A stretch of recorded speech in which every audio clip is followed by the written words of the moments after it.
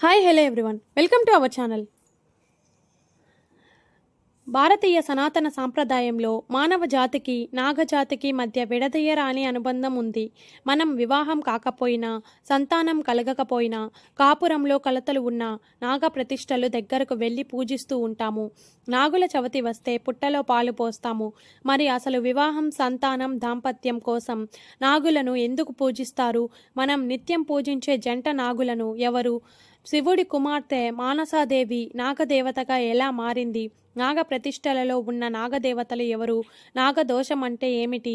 దానిని ఎలా పోగొట్టుకోవాలి? ఇలా నాగులకు సంబంధించిన మీకు తెలియని ఎన్నో విషయాలను ఈ వీడియో ద్వారా తెలుసుకుందాం.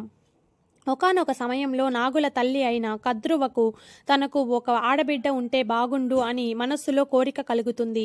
ఆ ఆలోచన వచ్చిందే తడవుగా కద్రువ అక్కడే ఉన్న మట్టితో ఒక ఆడపిల్ల బొమ్మను తయారు చేస్తుంది. ఎంతో అందంగా ఉన్న ఆ ప్రతిమను చూసి ముచ్చటపడిన కద్రువ, అబ్బా, ఈ ఆడపిల్ల ఎంతో అందంగా ఉంది కదా, దీనికే కనుక ప్రాణం వస్తే ఎంత బాగుండునో అని అనుకుంటుంది. ఇదే సమయంలో కైలాసంలో పరమేశ్వరుడు పార్వతీదేవితో రతిక్రీడ సాగిస్తూ ఉండగా వీరి సంగమం ఫలితంగా శివుని తేజస్సు బయటకు వచ్చి పైనుంచి కద్రువ తయారు చేసిన ప్రతిమ మీద పడుతుంది. అలా శివ తేజస్సు ఆ బొమ్మ పైన పడగానే ఆ బొమ్మ కాస్త అందమైన ఆడపిల్లగా మారిపోతుంది. అలా శివుని తేజస్సు నుంచి జన్మించిన శివుని మానస పుత్రికే మానసాదేవి. ఆ బిడ్డను పరమేశ్వరుని వరప్రసాదంగా భావించిన కద్రువ ఆ పాపను ఎంతో అల్లారు ముద్దుగా పెంచి పెద్ద చేస్తుంది. మానసాదేవికి యుక్త వయస్సు రాగానే తపస్సు చేసుకోవడానికి వెళ్ళిపోతుంది. అన్నపానీయాలు మాని కఠోరమైన తపస్సు చేస్తూ ఉండడంతో మానసాదేవి శరీరం పూర్తిగా శుష్కించుకుపోతుంది. దీనితో ఆమె సోదరులైన వాసుకి, తక్షకాది నాగములు ఆమె చేస్తున్న తపస్సును చూసి ఆమెను జరత్కారు అని పిలుస్తారు. ఇదిలా ఉండగా బ్రహ్మజ్ఞాని మహాతపస్సంపన్నుడు అయిన జరత్కార మహర్షి ఇహపర బంధాలతో చిక్కుకుంటే మోక్షం సిద్ధించదని భావించి పెళ్లి చేసుకోకుండా బ్రహ్మచారిగా ఉండిపోతాడు. జరత్కారుడు ఒకసారి అరణ్యంలో నడుచుకుంటూ వెళ్తుండగా ఆయనకు కొన్ని గొంతుకలు వినిపిస్తాయి. దీంతో ఒక్కసారిగా వెనక్కి తిరిగి చూసిన జరత్కారుడికి సూక్ష్మ రూపంలో ఒక చెట్టు కొమ్మకు తలకిందులుగా వేలాడుతున్న కొందరు ఋషులు కనిపిస్తారు. వారు వేలాడుతున్న చెట్టు కొమ్మను ఒక ఎలుక కొరుకుతూ ఉంటుంది. దీనితో పరుగు పరుగున అక్కడికి వెళ్ళిన జరత్కారుడు వారితో, అయ్యా, మీరు ఎవరు? మీకు ఎందుకు ఈ దుస్థితి దాపరించింది? నా తపోశక్తితో మీకు విముక్తిని కలిగిస్తాను అని అంటాడు. దీంతో ఆ ఋషులు, నాయనా, నీవెవరో కానీ మహాతపోసంపన్నుడిలాగా ఉన్నావు. మా ఈ దుస్థితికి కారణం చెబుతా విను. మేము వ్యాయావర బ్రాహ్మణులము. మా వంశంలో ఒక వంశవృద్ధి జరగకపోవడంతో మాకు ఇక ఉత్తమ లోకాలు కలగవని సూచిస్తూ కాలుడు ఎలుక రూపంలో వచ్చి మాకు ఇలా శిక్ష విధిస్తున్నాడు. దీనంతటికీ కారణం మా వంశంలో చిట్ట చివరి వాడైన జరత్కారుడు. అతడు మోక్షం కోసం పరితపిస్తూ పెళ్లి చేసుకోకుండా బ్రహ్మచారిగా ఉండిపోయి వంశవృద్ధి లేకుండా చేసి మాకు ఉత్తమ లోకాలు కలగకుండా చేశాడు. నీవు చూడడానికి మా ఆప్తుడిలాగా కనిపిస్తున్నావు. దయచేసి నువ్వైనా అతడు నీకు కనిపిస్తే వెళ్ళి పెళ్లి చేసుకోమని సంతాన వృద్ధి చేసి మాకు పుణ్యలోకాలు ప్రాప్తించేలాగా చేయమని చెప్పు అని ప్రాధేయపడతారు. వారి మాటలు విని తన పితృలు పడుతున్న బాధకు తానే కారణమని గ్రహించిన జరత్కారుడు ఎంతో బాధపడి, అయ్యా, నేనే మీరు పడుతున్న బాధకు కారణమైన ఆ జరత్కారుడిని. నేను మీ బాధను అర్థం చేసుకున్నాను. అతి త్వరలోనే నేను వివాహం చేసుకొని సంతానాన్ని కని మీకు ఉత్తమ లోకాలు కలిగే విధంగా చేస్తాను అని వారికి మాటిస్తాడు. కానీ ఆ పేరుతో ఉన్న కన్య దొరికితేనే నేను వివాహం చేసుకుంటానని వారికి షరత్తు విధిస్తాడు. దాంతో వారు నవ్వి, నాయనా, త్వరలోనే నీవు కోరుకున్న కన్యతోనే వివాహం జరుగుతుంది. మీకు పుట్టబోయే బిడ్డ మన వంశాన్ని కాక తన తల్లి వంశాన్ని కూడా ఉద్ధరిస్తాడు అని చెప్తారు. దీంతో సంతోషించిన జరత్కారుడు తన పితృదేవతలకు అభివాదం చేసి తన పేరుతో ఉన్న కన్యను వెతకడం మొదలుపెడతాడు. ఇదంతా దూరం నుంచి గమనిస్తున్న వాసుకి తన చెల్లెలు జరత్కారికి ఇతడే సరైన వరుడని గ్రహించి గృహస్థుడి రూపంలో జరత్కారుడి దగ్గరకు వెళ్ళి, స్వామి, నా చెల్లెలు జరత్కారిని భిక్షగా స్వీకరించండి అని అడుగుతాడు. దాంతో సంతోషించిన జరత్కారుడు, నేను మీ చెల్లెలను వివాహం చేసుకోవాలంటే 2 షరతులు. ఒకటి, వివాహం తర్వాత కూడా మీ చెల్లెలు పోషణ భారం మీరే భరించాలి. రెండవది, నన్ను ఎప్పుడూ అనుమానించకూడదు, అవమానించకూడదు. వీటిలో ఏది భంగమైనా సరే నేను మరుక్షణమే మీ చెల్లెలని విడిచి వెళ్ళిపోతానని చెప్తాడు. ఆ షరతులకు అంగీకరించిన వాసుకి తన చెల్లెలు జరత్కారితో వివాహం జరిపిస్తాడు. అలా వీరిరువురు దాంపత్యం అన్యోన్యంగా సాగుతూ ఉంటుంది. జరత్కారుడు తన భార్యను ఎన్నో రకాలుగా పరీక్షలు పెడుతూ ఉంటాడు. వాటన్నింటినీ ఓర్పుగా నేర్పుగా భర్తకు ఎక్కడా ఆగ్రహం కలగకుండా జరత్కారు భరిస్తూ ఉంటుంది. ఒకసారి జరత్కారుడు అలిసిపోయి తన భార్య ఒడిలోనే నిద్రపోతాడు. సంధ్యా సమయం దగ్గర పడుతున్నా సరే జరత్కారుడు ఎంతకీ లేవడు. సంధ్యావందనం చేయకపోతే తన భర్తకు ఎక్కడ దోషం కలుగుతుందో అని భయపడిన జరత్కారు తన భర్తను మెల్లగా లేపి, స్వామి, సూర్యాస్తమయం కాబోతున్నది, లేచి సంధ్యావందనం చేయండి అని చెప్తుంది. తన భార్య నిద్ర లేపడంతో ఆగ్రహించిన జరత్కారుడు, నేను నిద్రపోతే నాకు నిద్రాభంగం కలిగిస్తావా? నేను నిద్రపోతుంటే సూర్యుడు అస్తమిస్తాడా?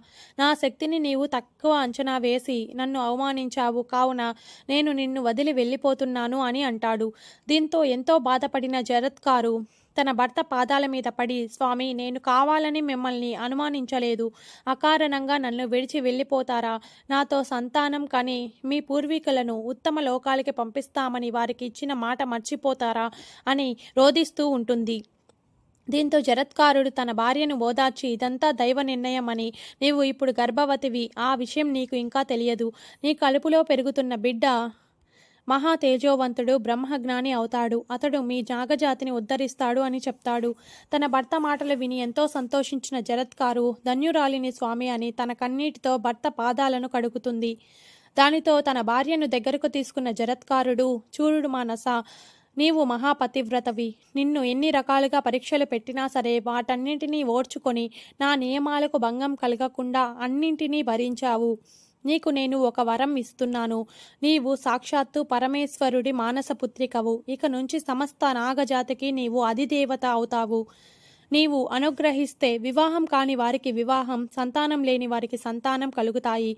నీ చల్లని చూపు పడితే కటిక పేదవాడు అయినా సరే ధనవంతుడు అవుతాడు. నిన్ను పూజిస్తే ఎలాంటి నాగదోషమైనా ఉన్నా సరే పోతుంది. అలానే మనందరినీ జంట నాగులుగా ఎవరైతే పూజిస్తారో వారికి కుటుంబంలో కలహాలు అనేవే ఉండవు. వారి సంసార జీవితం సాఫీగా జరిగిపోతుంది అని మానసాదేవికి వరమిచ్చి తపస్సు చేసుకోవడానికి అరణ్యాలకు వెళ్ళిపోతాడు. దీంతో వాసుకి తన చెల్లెల పోషణ బాధ్యత తీసుకొని ఆమెను నాగలోకానికి తీసుకొని వెళ్తాడు. కొంతకాలానికి మానసాదేవికి మహా తేజోవంతుడైన బిడ్డ జన్మిస్తాడు.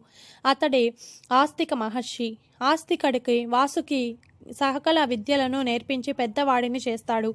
ఇదిలా ఉండగా జనమేజయుడు తన తండ్రి పరీక్షిత్తు మరణానికి కారణమైన నాగజాతి మొత్తం నాశనం అవ్వాలని సర్పయాగం చేస్తూ ఉంటాడు. జనమేజయుడు చేస్తున్న సర్పయాగంలో పడి అనేక పాములు మాడి మసైపోతూ ఉంటాయి.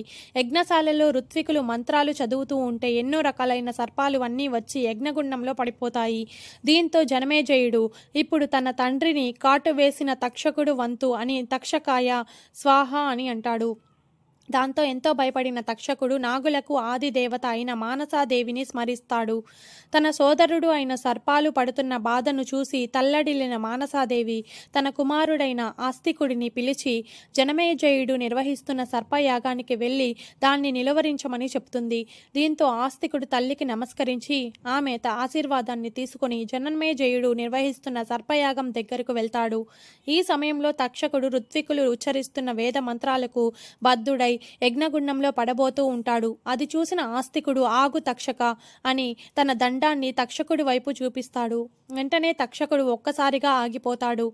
దివ్య తేజస్సుతో వెలిగిపోతున్న ఆస్తికుడిని చూసిన జనమేజయుడు అతడి శక్తిని చూసి ఆశ్చర్యపోయి ఆస్తికుడి దగ్గరకు వెళ్ళి, స్వామి, మీరు ఎవరు అని అడుగుతాడు.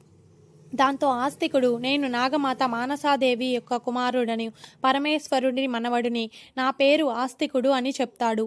దాంతో జనమేజయుడు, స్వామి, మీరు ఇక్కడికి వచ్చిన కార్యం ఏమిటి అని అడుగుతాడు. దాంతో ఆస్తికుడు, ఓ రాజా, ఒకరు చేసిన తప్పుకి వంశాన్ని అంతటినీ శిక్షించడం ధర్మమా? ధర్మసమ్మతం కాదు. ఎవరు కావాలని తప్పు చేయరు. ఏది ఎలా ఎప్పుడు జరగాలంటే అలా జరుగుతుంది. అంతా దైవ నిర్ణయము. ఇకనైనా నాగజాతిని విడిచిపెట్టు అని జనమేజయుడికి హితబోధ చేస్తాడు. దాంతో తన తప్పు తెలుసుకున్న జనమేజయుడు మధ్యలోనే సర్పయాగాన్ని ఆపేస్తాడు. దీంతో నాగశక్తులు అన్నీ అక్కడ ప్రత్యక్షమై ఆస్తికుడు దగ్గరికి వెళ్ళి, నీవు సామాన్యుడివి కాదు, కారణ జన్ముడివి. నీవు ఈరోజు నాగజాతి మొత్తాన్ని పెద్ద ఆపద నుంచి రక్షించావు. నీకు మేము వరం ఇస్తున్నాము. ఎవరైతే నిన్ను రోజు పూజిస్తారో వారిని ఎలాంటి సర్పము ఏమీ చేయదు. నిన్ను అర్చించిన వారికి ఎలాంటి నాగదోషము కలగదు అని చెప్తారు. ఒకవేళ ఎవరి మీదకైనా పాము వస్తే సర్ప మహాసర్ప గచ్చ సర్ప మహావిష జనమే జయస్యే యజ్ఞాంతే ఆస్తిక వచనం స్మర. ఈ శ్లోకం చదివితే ఆ సర్పం అక్కడి నుంచి వెళ్ళిపోతుంది అని చెప్తారు. అలాగే ఈ కథ విన్నవారికి సమస్త నాగదోషాలు తొలగిపోయి సుఖ సంతోషాలతో ఉంటారని ఆస్తికుడికి వరమిస్తాడు. ఈ వీడియో కనుక మీకు నచ్చినట్లయితే లైక్ చేసి అలాగే షేర్ చేయండి. మరిన్ని ఇలాంటి ఇంట్రెస్టింగ్ వీడియోల కోసం నా ఛానల్ని సబ్స్క్రైబ్ చేసుకోండి. Thank you for watching.